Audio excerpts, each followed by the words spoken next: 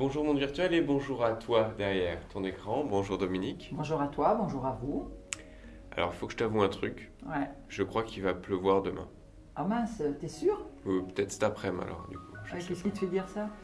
Eh ben, j'ai mal Ah dans ouais? mon articulation du dos. Dans ton articulation du dos.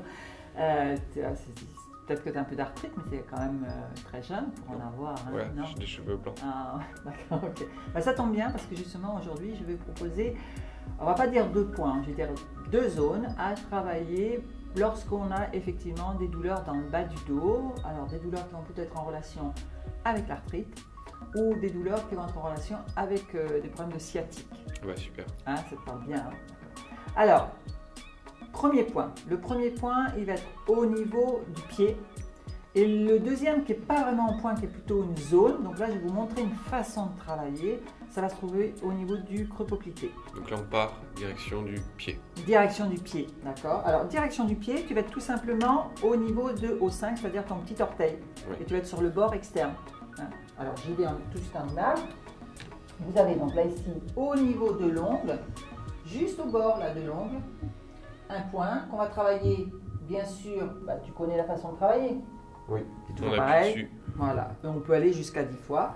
Ce point se trouve au niveau des 2 orteils, puisque tu as 2 au 5, et c'est le 67 Vessi. Ok. D'accord? C'est un point qui apporte énormément de soulagement. Maintenant, deuxième, et là je parle plutôt d'une zone. Alors, je vais placer mes mains, donc je vais les jointer comme ça, au niveau du creux poplité. Voilà, d'accord? Et je vais avoir un mouvement. Alors, je l'explique d'abord et je le ferai après. Un mouvement comme ceci. Donc, un mouvement vers le haut, comme si je voulais ramener les tissus vers la cuisse. D'accord? Donc, je me place là, ici. Je vais avoir un mouvement assez en puissance. Et maintenant, parce que c'est un mouvement que tu vas faire à peu près une quinzaine de fois. Maintenant, pour que le mouvement soit complet, je vais travailler avec la respiration. D'accord. C'est-à-dire que je vais avoir ce mouvement montant à chaque expire. D'accord? Donc je me place, j'inspire. Et quand j'expire, hop, je monte et je lâche. Inspire, expire.